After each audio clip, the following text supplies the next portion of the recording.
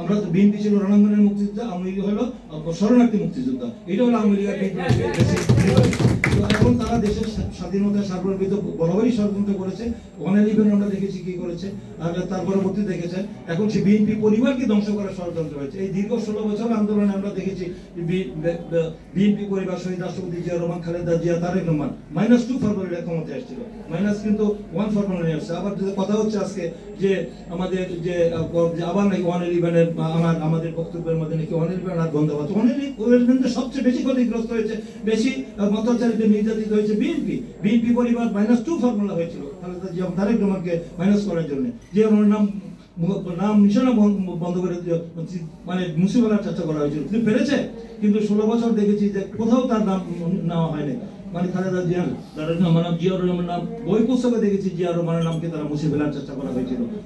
দেখেছেন যে কোথাও তার নামটা নাই, স্বাধীনতা ঘোষণার নাম বলতে দেওয়া হয়নি। তো আজকে তারা এই অনিবার্য ইতিহাসের থেকে শিক্ষা দান হয়, ইতিহাসের বড় শিক্ষা, ইতিহাস সে আল্লাহর তরফ থেকে এই যে 2024-এর যে 5ই অগাস্ট ঐতিহাসিক ছাত্র গণঅভ্যুত্থানের মধ্যে দিয়ে শেখ হাসিনার যে করুণ পরিণতি পালিয়ে যেতে বাধ্য হয়েছে।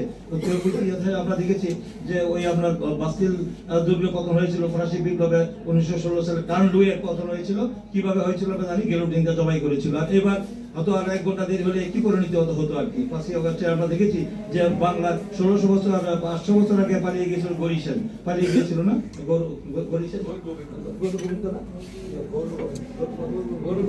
গৌরগোবিন্দ পালিয়ে গিয়েছিল আজ থেকে 800 বছর আগে। তো আবার দেখলাম যে বাংলাদেশে আগে অতীতে অনেক সরকার পতন হয়েছে, কিন্তু পালিয়ে কেউ যায়নি। কিন্তু পৃথিবীর ইতিহাসে একটি বিরল ঘটনা, একজন সরকার প্রধান মানে আন্দোলনের মুখে পালিয়ে গেল, তারপরে আমরা দেখতে পাচ্ছি শুধু সে পালিয়ে যায়, একটি জাতীয় মসজিদের ইমামও পালিয়ে যেতে হয়েছে। মানে কি পরিমাণ অন্যায়, অত্যাচার, নিপীড়ন, নির্যাতন হয়েছিল, গুম, খুন, হামলা, মামলা, দেশকে তারা ধ্বংসের দ্বার করে দেন, অর্থনীতিকে লুটপাট করে একবার ধ্বংসের খাদের কিনারে দাঁড় করিয়ে দিয়েছিল। তার থেকে আমি মনে করি অন্তর্বর্তীকালীন সরকার আমাদেরই আন্দোলন সংগ্রামের ফসল। এই অন্তর্বর্তীকালীন আমি শেষ করে দিচ্ছি, এই অন্তর্বর্তীকালীন সরকারের অধীনে আমরা নির্বাচনের ক্ষেত্রে আজকে যে কথাটা হচ্ছে, যেটা আমাকে অত্যন্ত গুরুত্বপূর্ণ কথা বলেছেন মজুমদার ভাই, যে যদি তারা নিরপেক্ষতা হারায় জনগণের কাছে, তাহলে তাদের অধীনে কেয়ারটেকার অধীনে জনগণ বাড়বে না, আবার আন্দোলন করে কেয়ারটেকারের দাবি আদায় করার পরিস্থিতি হোক, আমরা চাই না। এই সরকার আমাদের প্রতিপক্ষ না, এই সরকার আমাদের প্রতিপক্ষের পরিপূরক। আমারই আন্দোলন সংগ্রামে আমাদের নেতা একটি চেয়ারম্যান তারেক রহমান একাধিকবার বলেছেন এই সরকার ব্যর্থ হতে দেওয়া যাবে না। এই সরকার সহযোগিতা করতে চাই, কিন্তু এই সরকার যদি আমাদেরকে প্রতিপক্ষ মনে করে, কেউ যদি রাজনীতি দল করতে চায় করো, কিন্তু সরকার থেকে বেরিয়ে আসে করো, কোনো আপত্তি নেই। আমাদের সরকারের প্রোটোকল সুযোগ সুবিধা নিয়ে রাজনীতি তারা সংগঠন করা নিয়ে জনগণ ভালো দৃষ্টিতে দেখবে না। এটা আমরা এই সরকারকে আমরা সব ধরনের সহযোগিতা করতে চাই। এই ছাত্রদের বৈষম্যবিরোধী ছাত্র আন্দোলন যারা এই অন্তর্বর্তীকালীন সরকার, আমরা আমাদের এই সকল রাজনৈতিক দলের স্বৈরাচারের এবং আমাদের তার পতিত দোষর দালালরা যারা সবাই সমর্থন করেছে, সবাই সমর্থনের ভিত্তিতে সবাই কিন্তু সমর্থন করেছে। কিন্তু এই সমর্থনের এই যে দিন দিন যে আজকে সমাজ হয়ে গেল, তারা সুনির্দিষ্ট কোনো রুটম্যাপ দিচ্ছে না। রুটম্যাপ না দেওয়ার কারণে জনমনে সন্দেহ তৈরি হচ্ছে, যে তারা কি করতে যাচ্ছেন। তারা একটি দ্রুত সময়ের মধ্যে একটি রোডম্যাপ দিয়ে তারা অবাধ, সুষ্ঠু, গ্রহণযোগ্য, ইনক্লুসিভ, ক্রেডিবল ইলেকশন দিয়ে তারা জনগণের ক্ষমতা ফিরিয়ে দিবেন।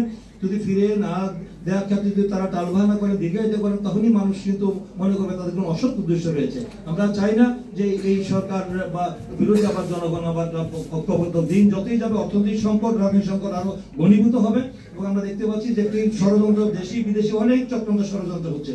এই চক্রান্ত করে একটা অস্থিতিশীল পরিস্থিতি, রাজনীতিকে একটা অস্থিতিশীল পরিস্থিতি তৈরি করে গোলাপানিকে মানসিকতা একটি মহল অত্যন্ত তৎপরতা রয়েছে। সেই ফাঁদে যেন আমরা পা না দিই। আমরা যেন এই সরকারকে আমাদের অত্যন্ত আমরা সতর্ক রয়েছি।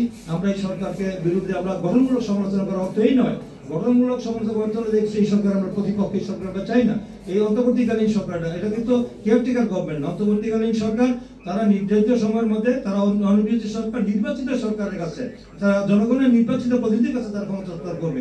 সেটা করে আমাদের সংস্কারের কথা যে মন্ত্রী বলছেন 31 দফা রাষ্ট্র সংস্কারের রূপরেখা আমরা দিয়েছি, রাষ্ট্র মেরামতের রূপরেখা দিয়েছি। তার ভিত্তিতে আমাদের অনেক আগে এটা হয়েছে, আমরা দেখেছেন 16 সালে আমরা ঘোষণা করেছি, 23rd ডিভিশন ঘোষণা করেছি, 27 দফা ঘোষণা করেছি, তারপর 31 দফা করা হয়েছে। তার মধ্যে সবই আছে। এর মধ্যে যে 11টি সংস্কার কমিশন গঠিত হয়েছে, তার মধ্যে 4টি ঘোষণা হয়েছে, তার মধ্যে কিন্তু অধিকাংশগুলিতে কিন্তু ঘোষণা হয়েছে। অধিকাংশগুলিতে আমাদের যে বিষয়গুলি আমাদের রাষ্ট্রপতি এবং প্রধানমন্ত্রীর ভারসাম্য থেকে শুরু করে জাতীয় সরকার থেকে শুরু করে দ্বিকক্ষ বিশিষ্ট আমাদের পার্লামেন্ট মানে সংসদ থেকে শুরু করে অনেক বিষয় কিন্তু এখানে ইয়ে করা হয়েছে, অন্তর্ভুক্ত করা এই সরকার করেছে। তাই আমাদের সাথে তো তাদের কোনো বেসিক খুব একটা ডিফারেন্স আমি মনে করি নাই। তাই এইগুলো নিয়ে আমার মনে হয় একটা রাজনৈতিক দল হলে স্টেক হোল্ডার, রাজনৈতিক দলগুলোর সাথে অন্তর্বর্তীকালীন সরকারের আলোচনা করে আমার মানে কোনো সিদ্ধান্ত, একটি গুরুত্বপূর্ণ সিদ্ধান্ত গ্রহণ করা হলে আমাদের অনেক বিষয় মানে সহজ হয়ে যাবে। আর কনস্পিরেসিরা যারা এখন মানে ষড়যন্ত্র করছে তারা সেই সুযোগ পাবে না। তাই আমি মনে করি সেই সুযোগ যেন আমরা না দিই, আমরা যেন ঐক্যবদ্ধ থাকি। আমরা জাতীয় ঐক্যের কথা বারবার বলেছি, আমরা জাতীয় সরকারের কথা বলেছি। আমরা আন্দোলন সংগ্রামে যারা ছিল তাদেরকে নিয়ে আগামী দিনে যদি আমরা জনগণ যদি আমাদের দেশ পরিচালনার দায়িত্ব দেয়, তাহলে আমরা সবাই আন্দোলন সংগ্রাম তাদেরকে নিয়ে আমরা জাতীয় সরকার করবো, সেটাও আমরা বলেছি। তো আমাদের দিক থেকে কিন্তু আমরা সমস্ত বক্তব্য আমাদের আজকে সমস্ত মহলে তারেক রহমানের বিএনপির এই বক্তব্যগুলো প্রশংসিত হয়েছে। তাই আজকে শহীদ রাষ্ট্রপতি জিয়া রহমানের যে নীতি আদর্শ দফা কর্মসূচি এবং আমাদের একটি দফা কর্মসূচি এবং এই রাষ্ট্র মেরামতের যে কাজগুলি আমরা ঘোষণা দিয়েছি সেটা আগামী দিনে আমরা করবো। এবং জিয়া রহমানের যে স্বপ্ন, তিনি দেশ জাতি গঠনে এবং দেশের যে ভূমিকা রেখেছেন এই প্রজন্মের কাছে আমাদের তুলে ধরতে হবে। তার সঠিক ইতিহাস, সঠিক বাংলাদেশের সঠিক ইতিহাস যেন এই